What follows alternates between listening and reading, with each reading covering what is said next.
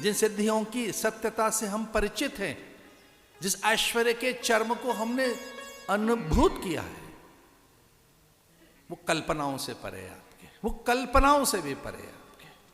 अब कल्पना भी नहीं कर सकते।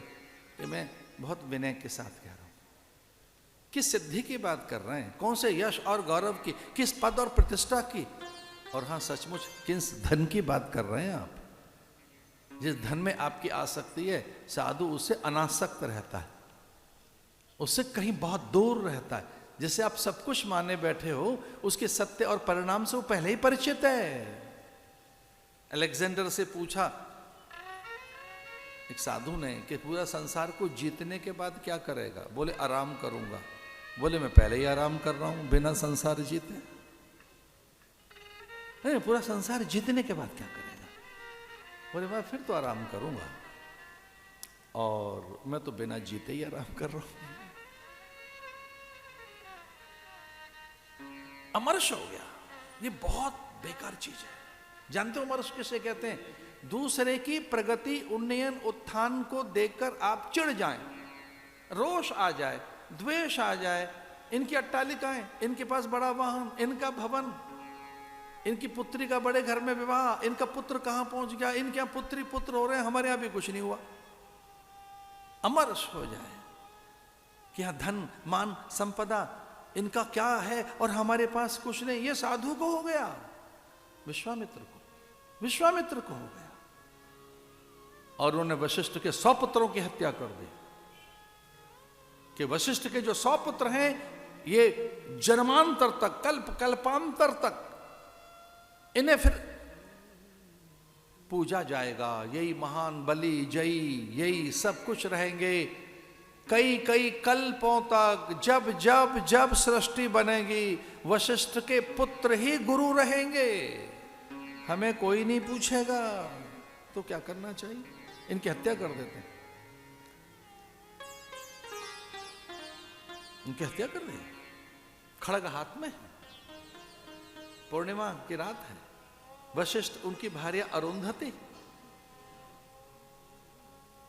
पुलकित होकर चहकती हुई, अत्यंत आनंद और अनुराग में, एक अद्भुत उमंग के साथ आधी रात में जगी और कहने लगी अपने पति से कि हे देव, आप वशिष्ठ हैं, महाज्ञानी हैं, त्रिकालदर्शी हैं। कब और किस कल्प में कौन सा अवतार होगा ये आप जानते हैं। भूत क्या है, भविष्य क्या है, आप सब जानते हैं, और ये मैं भी जानती हूं। पर इतना आनंद, अनुराग, उल्लास, इतनी प्रीति तो मैंने कभी अनुभव नहीं की। ये मेरे मन में इतना प्रेम, इतना आनंद जो समाधि से भी कहीं बढ़कर है, ये अचानक क्या हुआ?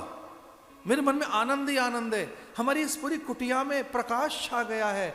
ऐसा लगता है कि कोटि कोटि इंद्र यहां अपना तेज बरसा रहे हों। ये हुआ क्या? इतना आनंद कहां से आया? ये है क्या? तब गुरुदेव वशिष्ठ ने कहा कि विश्वामित्र को जानती हैं आप? हाँ हाँ, वो विश्वामित्र जिन्होंने हमारे पुत्रों की हत्या की। हाँ, वही विश्वामित्र। ये विश्वामित्र के तप और तेज के कारण है ऐसा। लोक सिद्धि के लिए, कोई लोक अपवाद के लिए ऐसा कर दिया होगा। हाथ जोड़कर, शीश झुकाकर उनके चरण पखारने लगे वशिष्ठ। जानते हो बड़ा कौन है? जो दूसरे को बड़ा माने वही बड़ा है। आप आदरणीय बनना चाहते हो, आदर देना सीख लो। आप पूजनीय बनना चाहते हो, दूसरों को पूज्य मानना शुरू कर दो। अच्छा, आप लोकप्रिय होना चाहते हैं, लोकप्रिय, तो लोक में अप्रियता का जो कारण है उसे छोड़ दो। आपने कभी चंदन घिसा है? अभी तो हमारे ये जो पार्षद हैं हमें ये सेवा नहीं करने देते। वो दिन तो बहुत अच्छे थे कि अपने आप ही चंदन घिसते थे हम। अभी हमसे सेवा छूट गई। अब हमसे चंदन की सेवा हमारे से चली गई। अब ये जो शिष्य प्रशिष्य हैं, ये जो परिकर हैं, साधक हैं, ये चंदन घिसते हैं, हमको घिसने ही नहीं देते। कहेंगे महाराज आप क्या करोगे, हम घिस देंगे। पर हमने एक सत्य देखा चंदन घिसते समय, जब हम चंदन घिसते थे तो चंदन घिसने का भी क्रम है, संहार क्रम, सृष्टि क्रम, स्थिति क्रम। और चूंकि मैं सन्यासी, तो सन्यासी को संहार क्रम से चंदन घिसना चाहिए, इस तरह से clockwise anti clockwise, clockwise anti clockwise, और फिर चंदन उतारकर चंद्र तल पर, ये संहार क्रम है।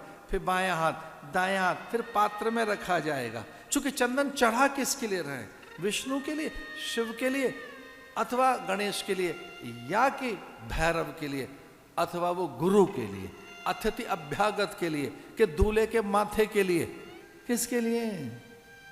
चंदनस्तु महत् पुण्यम। आओ हम चंदन की बात बता रहे थे। जब हमने चंदन घिसा तो एक उसका आनंद अनुभव हमें मिला। चंदन भगवान के माथे पे बाद में लगा, सुगंध हमें पहले मिल गई उसकी।